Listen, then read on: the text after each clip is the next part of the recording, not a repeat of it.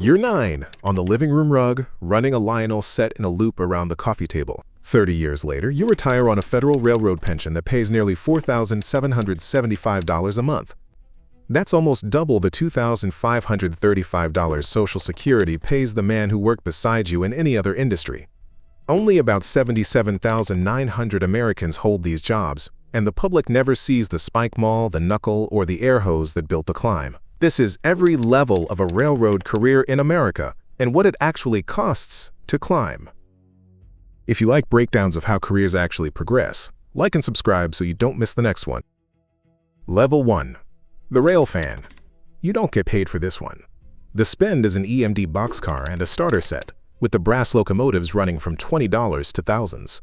You lay sectional track in 1 to 87.1 scale, the most popular gauge there is, standardized by the National Model Railroad Association back in 1935.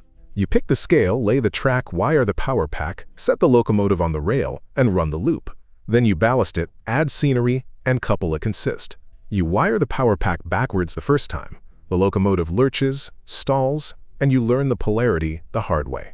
You leave the throttle wide open on a curve, the consist jumps the rail, and you re-rail it car by car on your knees. You learn to spot an EMD nose from a GE nose at a glance, and you read Trains magazine until the pages soften, the basement is quiet. Then you start going trackside, standing at the fence with a relative who took you there before you could walk, waiting for the headlight. The first time you catch a hotshot intermodal at speed, you get the shot clean. The stack train, the road number, the highball. You stop watching the trains and start writing down their numbers. A few hundred kids do this every year and grow out of it. You are one of a handful who turns the loop on the living room rug into a 30-year career on real steel.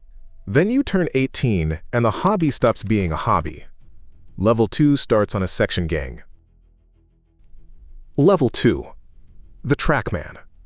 The first paid job on the railroad starts at about $45,720 a year.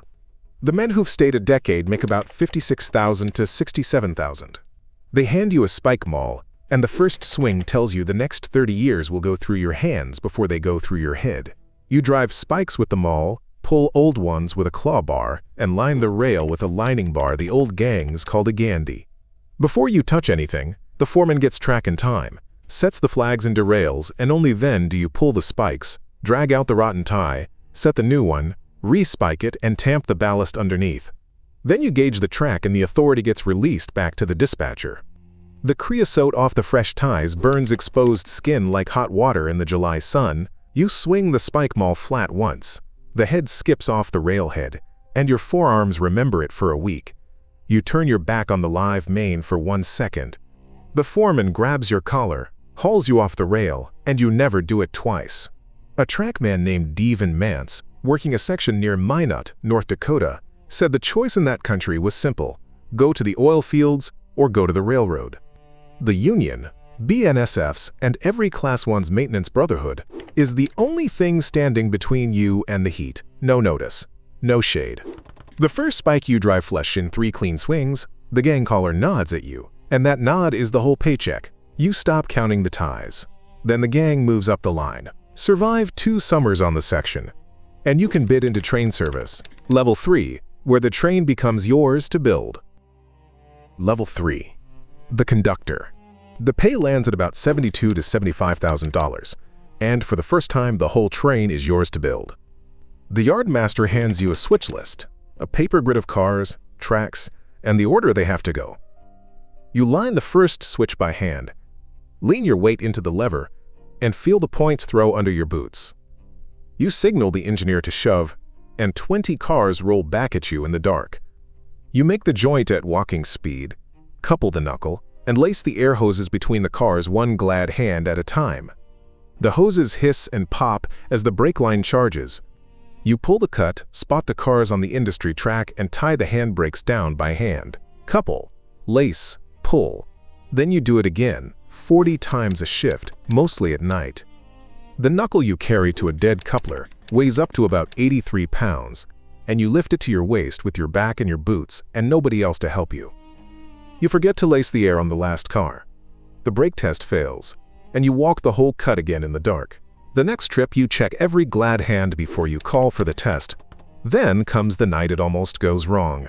You misjudge a joint. The cars close too fast, the knuckle slams, and the slack runs the length of the cut like a gunshot. The knuckle holds. The air laces up, the cut rolls clean, and you never misjudge a joint that badly again. Hanging on the last car is the end of train device, Fred, blinking red, the literal end of the train. Everything you do now is governed by the Conductor certification, 49 CFR Part 242. Fail one signal, and the certificate is pulled for 30 days, escalating to years for the next event. The night you pass the certification exam, the card prints with your name on it. The yardmaster hands you the switch list and walks off without checking your work. You stop flinching when the slack runs in. Then the yard goes quiet. Bank enough trips and enough seniority, and you can bid the right-hand seat. Level 4, the locomotive. Level 4, the locomotive engineer. The seat pays a median of $77,400, and it is the job the railfan kid dreamed about. You work the throttle out through the notches, hold the grades on the dynamic brake, and set the air when the dynamic isn't enough. You call every wayside signal aloud for the recorder, copy your track warrant, and watch the positive train control screen the whole way. Before you move, you inspect the locomotive, release the handbrakes, run the air brake test, call the signal, and only then ease the throttle out and stretch the slack. You notch out too fast on a grade once. The slack runs in hard, and the whole train shoves against the back of the cab. You learn to stretch it instead, and the next time the train comes together like one long piece of steel. On the 12th of September 2008, a Metrolink engineer who had sent and received 57 text messages on his shift ran a red signal into a GE Wabtec-powered Union Pacific freight near Chatsworth, California, and 25 people died. Congress passed the Rail Safety Improvement Act that same year, and the screen in your cab exists because of it.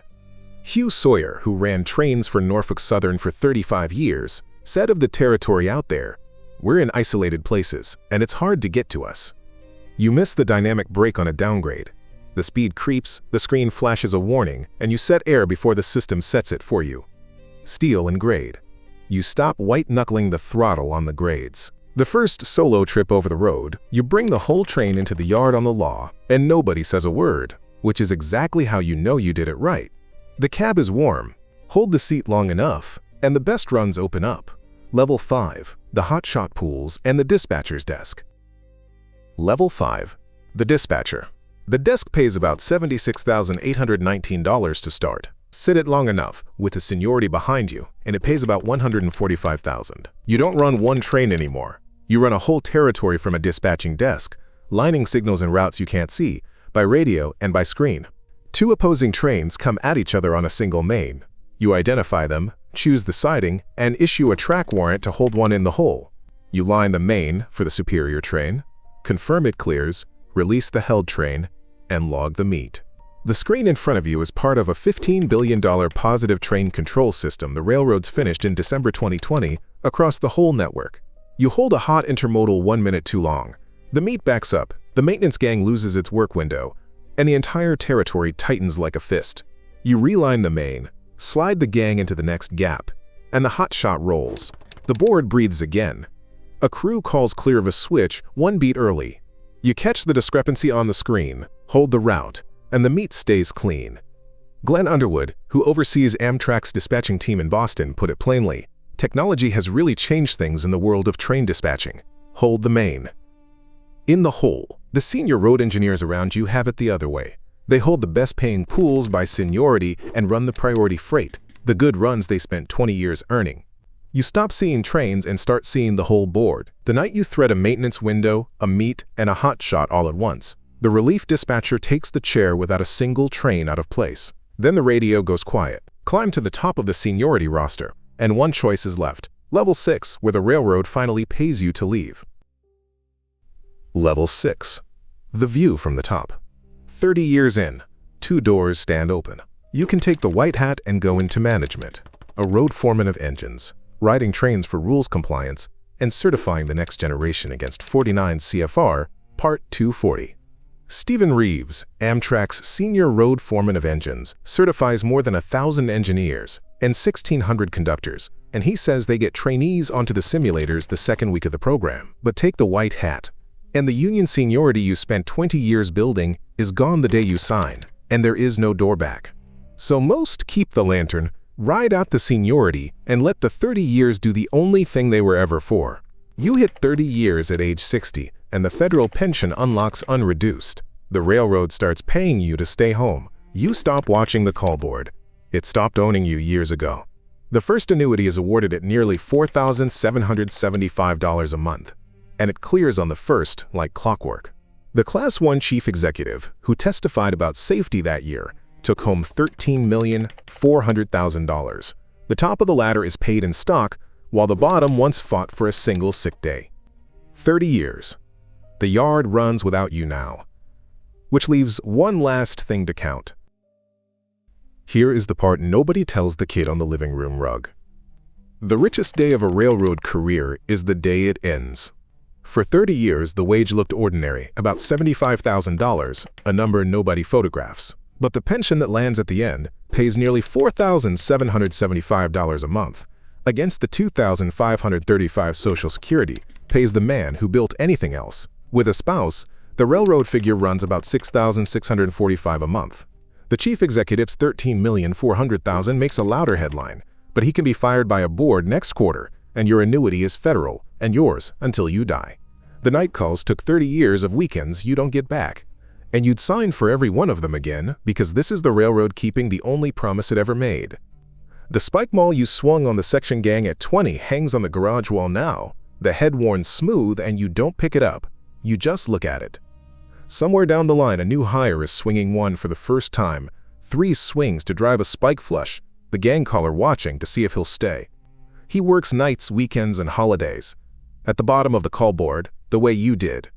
He doesn't know yet that the wage isn't the point. He's counting dollars. You learn to count service months. The view from the top isn't a corner office. It's a quiet first of the month, every month, for the rest of your life. The alarm clock by the bed stays dark now, and the check clears just the same.